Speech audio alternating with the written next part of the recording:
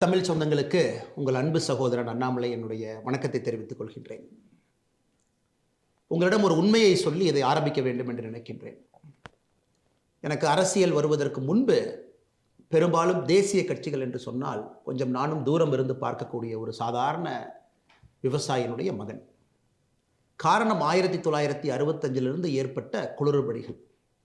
தமிழகத்தில் ஒரு மொழியை திணித்து அதைத்தான் படிக்க வேண்டும் என்று சொல்லி தமிழக மக்களை எல்லாம் கிளர்ச்சி அடைய செய்து மத்தியில் இருந்த காங்கிரஸ் ஆட்சி பெரும் பிரச்சனை ஏற்படுத்தியிருந்தார். அதனால் தேசிய கட்சின்னு சொன்னாவே கொஞ்சம் ஓரத்திலிருந்து பார்க்குற ஒரு சாதாரண மனிதனாக நான் இருந்து வந்தேன். 2019 மே 31 புதிய கல்விக் கொள்கை, நியூ எஜுகேஷன் பாலிசி, அந்த கமிட்டியினுடைய தலைவராக இருக்கக்கூடிய கஸ்தூர் ரங்கன் ஐயா, ஐஎஸ்ஆர்ஓவில் பெரிய மனிதராக இருந்தவர், அந்த ரிப்போர்ட்டை கொடுக்குறாங்க. அந்த ரிப்போர்ட் மோடி ஐயாவுக்கு கொடுக்கப்பட்ட பொழுது அதில் என்ன சொல்லியிருந்தாங்கன்னா, இந்தியாவில் எல்லாருமே 3 மொழிகளை கற்க வேண்டும். முதல் மொழி நம்முடைய தாய்மொழியாக இருக்கணும், தமிழகத்தை பொறுத்தவரை தமிழ் மொழியாக இருக்கணும். 2வது மொழி ஆங்கில மொழியாக இருக்கணும். 3வது மொழி கட்டாய ஹிந்தியாக இருக்க வேண்டும் என்று மே 31, 2019 கொடுக்கப்பட்ட ரிப்போர்ட். அது மோடி ஐயாவுக்கு வந்தோடனே கேபினெட்டில் மோடி ஐயா வச்சு இது ஏற்புடையது அல்ல, 1965 இதே தான் ஓடிட்டு இருக்கு, 68 புதிய கல்விக் கொள்கையாக இருக்கட்டும், 86 வந்த அடுத்த கல்விக் கொள்கையாக இருக்கட்டும், எல்லாத்திலும் இதே பிரச்சனை தான். ஆனால் நம்முடைய புதிய கல்விக் கொள்கை என்பது மாறுபட்டு இருக்க வேண்டும் என்பதற்காக பாரத பிரதமர் நரேந்திர மோடி அவர்கள் ஜூன் 3 2019 இந்த கமிட்டி கொடுத்த ரிப்போர்ட்டை மாற்றுறார். 3 மொழிகளை கற்க வேண்டும், உண்மைதான். காரணம், உலகம் மாறிவிட்டது, முன்னேறி கொண்டிருக்கிறது, எல்லாரும் நிறைய மொழி தெரிஞ்சுக்கிறாங்க. முதல் மொழி தாய்மொழி தமிழாக இருக்கட்டும், 2வது மொழி ஆங்கிலமாக இருக்கட்டும், 3வது மொழி கட்டாய ஹிந்தியாக இருக்கக்கூடாது. இந்திய மொழிகளில் உங்களுக்கு பிடிச்ச ஏதோ ஒரு மொழியை கற்றுக்குங்க. அதாவது ரிப்போர்ட் கொடுக்கப்பட்டது கட்டாய ஹிந்தி மொழி. காரணம் 68 அப்படித்தாங்க, அப்போ இருந்த கல்விக் கொள்கை அப்படித்தான், ராஜீவ்காந்தி ஐயா காலத்தில் வந்த 2வது கல்விக் கொள்கை அப்படித்தான். ஆனால் மோடி அவர்கள் அதை மாற்றி 3 மொழி கற்றுக்குங்க, தமிழ் மொழி கற்றுக்குங்க, ஆங்கில மொழி கற்றுக்குங்க, பிடிச்ச ஒரு ஹிந்தி மொழியை கற்றுக்குங்க, மலையாளம் கற்றுக்குங்க, தெலுங்கு கற்றுக்குங்க, கன்னடம் கற்றுக்குங்க, எந்த மொழி பிடிக்குதோ, ஹிந்தி பிடிக்குதோ அதையும் கற்றுக்குங்க என்று சொல்லித்தான் இது வெளியே வந்துச்சு. என்னுள்ள அது தனிப்பட்ட முறையில் ஒரு பெரிய ஒரு மாற்றத்தை ஏற்படுத்தியது. ஒரு மத்திய அரசில் இருக்கக்கூடிய பிரதமர், தமிழ்நாட்டை சாராதவர், குஜராத்தை சார்ந்தவர், 5 ஆண்டு காலம் வெற்றிகரமாக ஆட்சியை நடத்திட்டு 6வது ஆண்டில் அடியெடுத்து வச்சிருக்கிறாங்க 2019. அந்த மனிதர் எந்த அளவுக்கு யோசிக்கிறாருன்னா, ஹிந்தி தெரியாத மாநிலங்கள் எப்படி யோசிப்பாங்கிறது ஒரு பிரதமர் யோசிச்சு கொண்டு வர்றார்.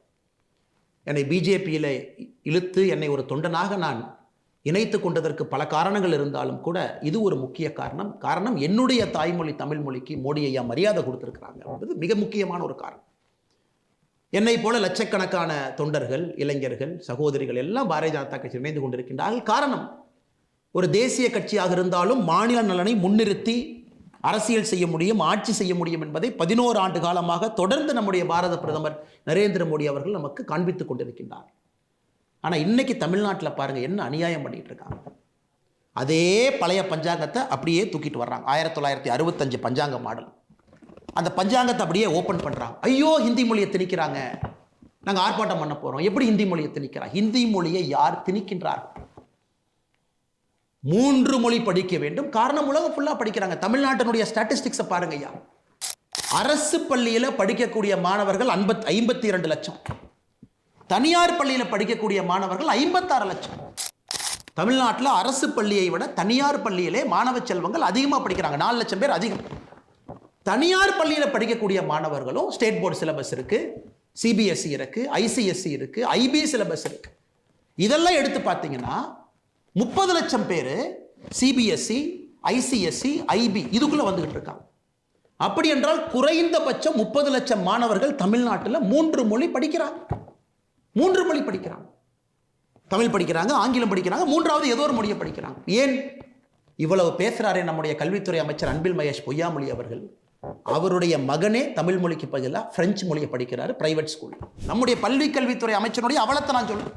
எப்பொழுதுமே தனிப்பட்ட ஒரு மனிதனை வெளியே கொண்டு வருவது என்னுடைய நோக்கம் அல்ல. ஆனால் இந்த நேரத்தில் நான் பேச வேண்டிய கட்டாயம், அவர் பிரெஞ்சு மொழி படிப்பது தப்பில்லைன்னு நான் சொல்றேன். பிடிச்ச மொழியை படிங்க, 3வது மொழி படிங்க. ஆனால் உங்க குழந்தை பிரெஞ்சு மொழி படிக்கணும் பிரைவேட் ஸ்கூல்ல. இந்த 52 லட்சம் பேர் அரசு பள்ளியில் தட்டு தடுமாறி அதில் லட்சக்கணக்கான மாணவர்கள் வெறும் மரத்துக்கு கீழே வெயில்ல உடைஞ்சு போன ஒரு பிளாக் போர்டை வச்சுக்கிட்டு குறைவாக ஆசையில் இருக்கக்கூடிய அந்த நேரத்தில் அவங்க படிச்சுட்டு இருக்கிறாங்க. இதை எப்படி ஏற்றுக்க முடியும்? முதலமைச்சர் ஸ்டாலின் அவங்ககிட்ட இருந்து ஆரம்பிச்சு கடைசி திமுக கவுன்சிலர் வரைக்கும் நான் சொல்றேன். நான் யாரும் எடுக்கல. திமுகவுடைய கடைக்கோடியில் இருக்கக்கூடிய கவுன்சிலர் வரைக்கும் குழந்தைங்க 3 மொழி படிக்கிறாங்க. பிரைவேட் ஸ்கூலுக்கு போறாங்க, படிக்கணும். ஏன்னா அவங்க படிக்கணுமா, வெளிநாட்டுக்கு போகணுமா, நல்லா சம்பாதிக்கணுமா, மல்டிநேஷனல் கார்பரேஷன்ல வேலை பார்க்கணுமா, சிவில் சர்வீஸ்க்கு வரணுமா, அரசியல்வாதிகளாக வரணும். ஆனா அரசு பள்ளியிலே படிக்கக்கூடிய 52 லட்சம் மாணவர்கள் நாம் என்ன பண்ணணுங்க? இவங்களுக்கு போஸ்ட் ஓட்டணும். இது அவங்க நோக்கம். தமிழ்நாட்டில் மொழியை வைத்து கல்வியை வைத்து 2 classes ஆஃப் பீப்புள், 2 தரப்பட்ட மனிதர்களை உருவாக்கிட்டாங்க. ஒருவன் மேல மேல போயிட்டு இருப்பான், கல்வி தகுதி குறைவாக கொடுத்து இன்னொரு தரப்பட்ட மனிதன் அவங்களுக்கு நம்ம பணி செய்யணும். கடையில் கை கட்டி நிற்கணும், வேலை பார்க்கணும், கூலி வேலைக்கு போகணும், தோட்டத்தில் வேலை பார்க்கணும். அவங்க ஒரு கம்பெனி நடத்தினாங்கன்னா டயரை உருட்டணும், வீட்டை சுத்தம் பண்ணணும், தெருவை சுத்தம் பண்ணணும், துப்புரவு பணியாளர்களாக வேலை செய்யணும். இதெல்லாம் நாம செய்யணும். ஏன்னா அரசு பள்ளியில் படிச்சுட்டாங்க, அவங்களுக்கு 2 மொழி மட்டும்தான் தெரியும். அந்த 2 மொழியும் உருப்படியா தெரியுதா? அடுத்த கேள்வி. தமிழை வைத்து அரசியலிலே தஞ்சம் அடைந்து பிழைப்பு நடத்தி கொண்டிருக்கின்றார்கள் திராவிட முன்னேற்ற கழகம். தமிழ் மொழியை வச்சு பிளப்பு நடத்துறாங்க.